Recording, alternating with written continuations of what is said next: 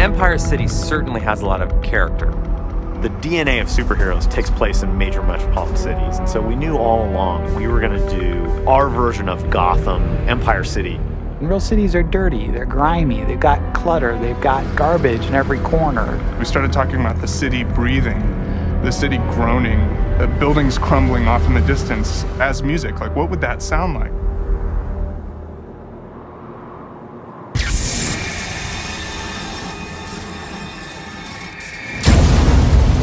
Since the blast, the place has become this sort of wonderland of destruction where a lot of masonry got thrown, higgly-piggly in the blast. Cars and buses smashed into the sides of buildings. It feels like this hurricane is torn through. It's bleeding. The city itself is broken. It's foul.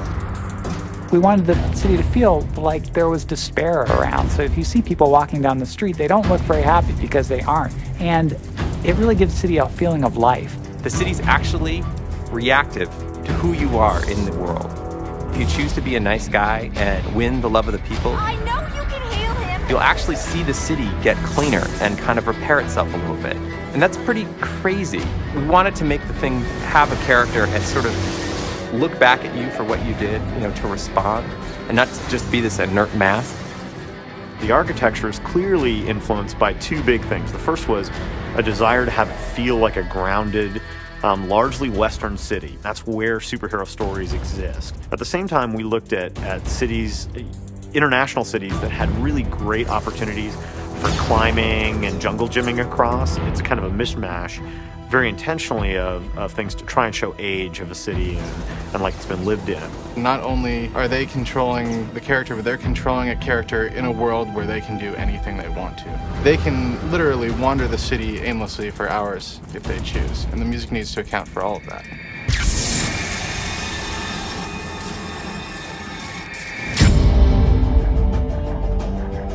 It's been really important for us to approach the music like sound design, to really capture the spirit, the voice of Empire City.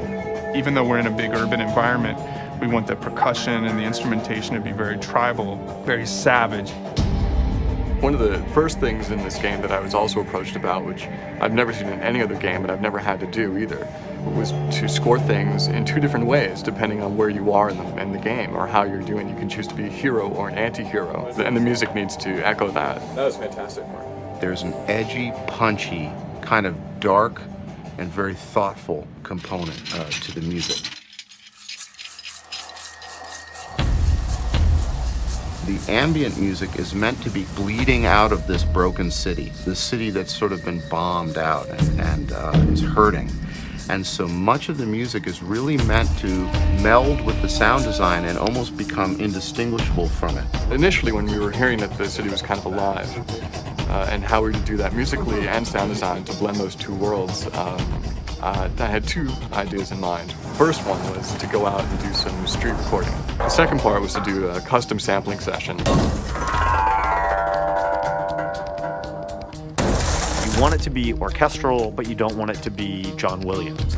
You want it to have, a little bit more of an urban quality to it. We were sort of driven by kind of an industrial feel, a lot of percussion. The way that we address that is by using a lot of instruments that are very rustic and urban, like trash cans and metal pipes and cardboard boxes, and just beating on all kinds of different things in different ways. And then at the same time, we've taken a lot of really conventional instruments and tried to play them and use them and, frankly, abuse them in really unconventional ways. Not to mention that our artist, Amon Tobin, manipulates sounds and carries them into a completely different space, so that even the combat music has this effect of sounding like the city is kind of throwing its head back and roaring. The thing that's really different about inFamous is the level of density we have in the city. It makes it a much more enjoyable environment to play in. We want the whole thing to be an immersive experience. You experience the city more than just hear it or feel it or play it. It's the combined efforts that really make inFamous something special in terms of the whole package.